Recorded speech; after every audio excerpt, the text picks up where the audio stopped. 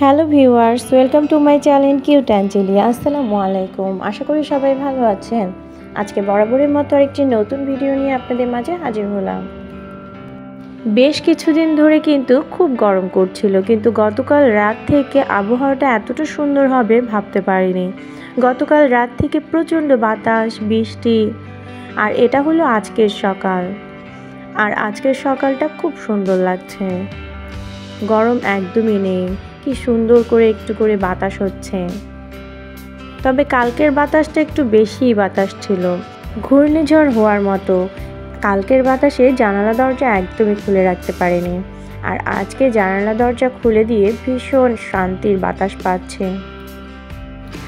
আজকে আমি আপনাদের সাথে শেয়ার করব, যখন আমি বেশি করে সবজি কিনে থাকি তখন আমি কিভাবে সেই সবজিটা সংরক্ষণ করে থাকি, এবং সেই সবজিটা আমার কিভাবে 15 থেকে 20 দিন পর্যন্ত ভালো থাকে। আমি এখানে কিছু ঢ্যাঁড়স বক্সের মধ্যে রেখে দিলাম। বক্সের মধ্যে করে আমি কিছু ঢ্যাঁড়স এখন রেখে দেব। আমার ফ্রিজটা কিন্তু ছোট, এই কারণে আমি সব কিছু বক্সের মধ্যে করে রাখতে পারি না। যদি আপনারা সব কিছু সবজি বক্সের মধ্যে করে রেখে দেন তাহলে কিন্তু আপনার প্রত্যেকটা সবজি খুব ভালো থাকবে। কিন্তু আমার ফ্রিজ যেহেতু ছোট, তাই আমি একটু বুদ্ধি খাটিয়ে চলার চেষ্টা করি। যেমনটা হলো, যেগুলো আমি খুব তাড়াতাড়ি খাবো সেগুলো আমি অন্যভাবে রাখি, আর যেগুলো আমি একটু দেরিতে খাবো সেগুলো আমি বক্সের মধ্যে করে রেখে দিই। একদিনে আমার কতটুকু সবজি লাগতে পারে ঠিক সেই পরিমাণ আমি বক্সের মধ্যে করে রেখে দিচ্ছি। আর যেসব সবজিগুলো মনে হচ্ছে যে আমার খেতে একটু সময় লাগবে, 10 দিন বা 15 দিনের মতো, সেইগুলো আমি কিন্তু বক্সের মধ্যে রেখে দিচ্ছি।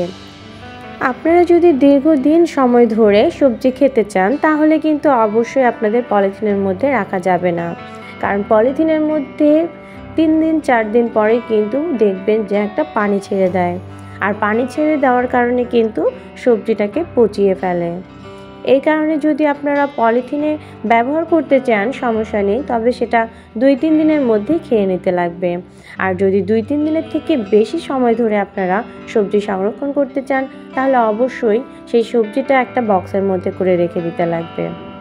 আর হ্যাঁ, আরেকটা কথা মাথায় রাখতে হবে, যেই সবজিটা যেই দিন খাবেন শুধুমাত্র সেই সবজিটা একটা বক্সের মধ্যে রাখবেন। আর বেশি করে সবজি একটা বক্সের মধ্যে রেখে অল্প করে বের করবেন আবার রেখে দেবেন, এতে কিন্তু আপনার সবজি নষ্ট হয়ে যাবে। এই কারণে প্রত্যেক দিনের সবজি প্রত্যেকটা আলাদা আলাদা বক্সের মধ্যে করে রাখতে লাগবে। গৃহিণীরা যদি একটু বুদ্ধি খাটিয়ে সংসারের কাজগুলো করে থাকে তাহলে কিন্তু সংসারের অনেক উন্নতি হয়। দেখুন, আমি কিন্তু পাকা লেবুগুলো আগে বেঁধে রাখলাম পলিথিনের মধ্যে। কাঁচা লেবুগুলো যেহেতু আমার অনেক দিন থাকবে, এই কারণে আগে আমি পাকা লেবুগুলো খেয়ে শেষ করব। আর কিছু পটল কিন্তু আমি পলিথিন কাগজের মধ্যে বেঁধে রাখলাম, কারণ এটা আমি আগে খেয়ে শেষ করব। আর কিছু ঢ্যাঁড়স আমি এখন পলিথিন কাগজে রাখবো, যেটাও আমি আগে খেয়ে শেষ করব। আপনাদেরকে তো আগেই বললাম, যার ফ্রিজ বড় আছে তারা কিন্তু পলিথিনে রাখার কোনো প্রয়োজন নেই, সবগুলো কিন্তু বক্সের মধ্যে করে রাখতে পারেন। আমার ফ্রিজ যেহেতু একটু ছোট, এই কারণে আমি পলিথিনের মধ্যেও কিছু সবজি রেখে দিচ্ছি। পলিথিনের মধ্যে সবজি রাখতে গেলেও কিন্তু একটু সাবধানতা অবলম্বন করতে হয়, একদমই যেন বাতাস না ঢুকে সেদিকে কিন্তু অবশ্যই খেয়াল রাখতে হবে, কারণ একটু যদি বাতাস ঢুকে তাহলে কিন্তু সবজিটা আর বেশি দিন ভালো থাকবে না।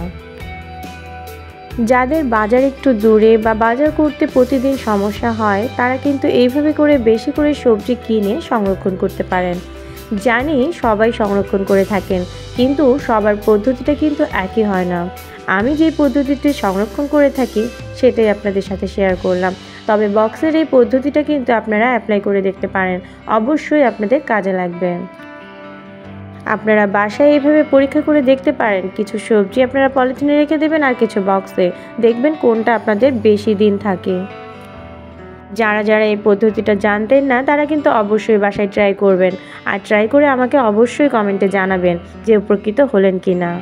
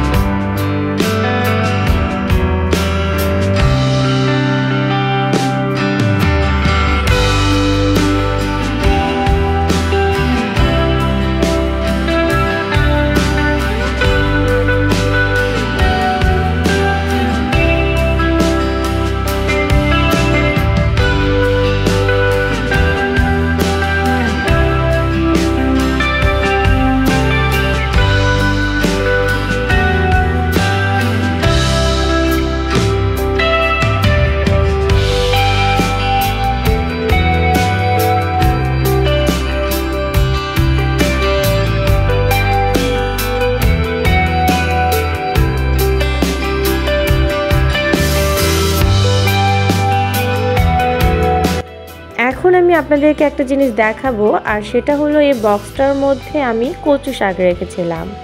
কচু শাকটা রাখার আমার 14 থেকে 15 দিনের মতো হলো। আর আজকে আমি আপনাদেরকে খুলে দেখাচ্ছি। দেখুন, কচু শাকটা কিন্তু যেই দিন নতুন নিয়ে এসেছিলাম ঠিক সেই দিনের মতোই রয়েছে, একটুকু নষ্ট হয়নি।